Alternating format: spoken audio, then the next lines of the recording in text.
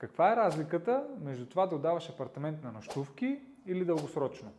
Дългосрочното отдаване е по-познатия модел за всички. Подписваш договора на годишна база и всеки месец си получаваш наема. Нямаш много разправи с него, освен ако нещо не се повреди в апартамента. Какъв обаче е другия вариант? Когато отдаваш на нощувки, там доходността е много по-висока. Тя е по-висока, обаче за сметка на някои други неща. Първо, апартамент трябва да е с много хубава локация, близо до центъра или удобна за туристи. Второ, имаш много повече разправи. След всеки един, който е посетил апартамента, било то за ден, два или три, трябва да отидеш, да почистиш, да пуснеш чершафите за пране, така че да го приведеш в вид, да е удобен за ползване на следващите хора. Другото, което е, можеш да отделиш тази част и да я делегираш на някоя фирма, но те ще вземат доста голям процент от това, което ти ще спечелиш накрая.